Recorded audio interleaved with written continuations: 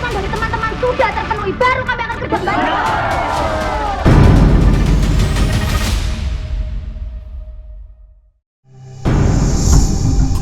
Meski tak berpendidikan tinggi, Marsinah adalah seorang buruh perempuan yang aktif dalam gerakan buruh Indonesia di tahun 90-an. Ia bekerja di PT Catur Putra Surya yang memproduksi jam tangan, berlokasi di Desa Siring, Porong, Sidoarjo, Jawa Timur dengan gaji Rp1.700 per bulannya. Pada awal tahun 1993, Gubernur Jawa Timur mengeluarkan edaran berupa himbauan agar perusahaan di wilayahnya menaikkan upah pekerja sebanyak 20%. Sayang, perusahaan tempat Marsinah bekerja enggan memenuhi himbauan tersebut. Para buruh yang resah lalu menggelar aksi demo menuntut kenaikan upah dari Rp1.700 menjadi Rp2.250. Aksi demo menuntut kenaikan upah dari PT CPS memang digagas Marsinah bersama rekan-rekan buruhnya yang sepaham.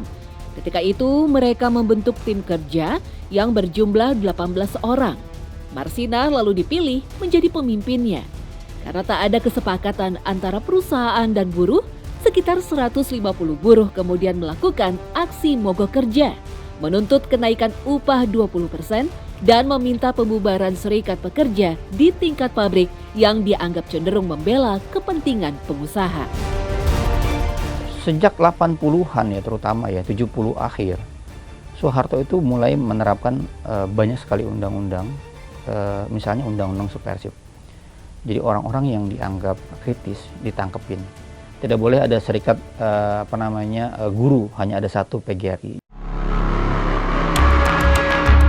Merasa tuntutannya tidak direspon perusahaan, Marsinah dan rekan-rekannya kembali menggelar demo lanjutan di tanggal 4 Mei dengan 12 tuntutannya. Perundingan berlangsung pelik hingga keesokan harinya. Namun menjelang siang, 13 orang buruh ditangkap Koramil setempat karena dianggap sebagai provokator. Ada 13 kawannya yang waktu itu dipanggil ke Kodim untuk musyawarah. Ternyata Marsinah datang sendiri yang dimana setelah datang sendiri dari rekannya itu ketika unjuk rasa Marsinah diminta untuk datang keesokan harinya ke Kodim, tapi ternyata itu jadi hari terakhir teman-teman Marsinah bertemu dengan Marsinah. Dari tanggal 5 sampai 8 Mei 1993, keberadaan Marsinah masih menjadi misteri. Sampai akhirnya di tanggal 9 ditemukan sesosok mayat perempuan yang tewas mengenaskan di sebuah gubuk dekat hutan Wilangan, Nganjuk.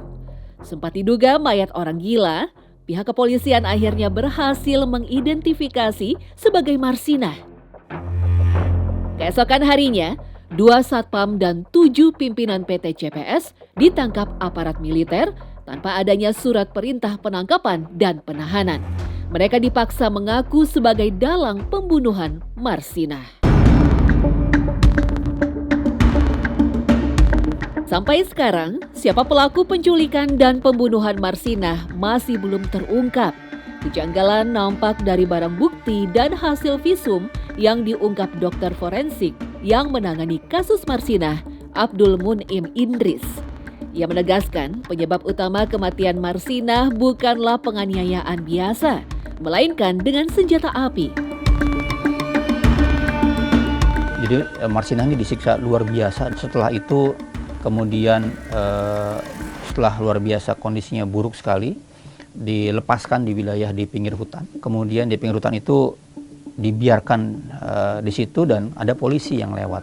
Nah, polisi ini mau menyelamatkan, tapi ada anggota non-Polri gitu. Nah, anggota non-Polri ini nggak pernah diungkapkan siapa. Jadi bahkan polisi yang 3 orang ini yang mau menyelamatkan pun nggak berani mengungkapkan siapa. Perjuangan mengusut tuntas kasus Marsinah kini sudah memasuki tahun ke-31. Sayangnya, meski pemerintahan terus berganti, tak ada tindak lanjut untuk mengungkap misteri dari kasus pembunuhan Marsinah. Padahal, kasus Marsinah menjadi bukti betapa rentannya perempuan dan kaum buruh ketika memperjuangkan hak-haknya. Sudah sepantasnya pelaku yang sesungguhnya diseret ke pengadilan.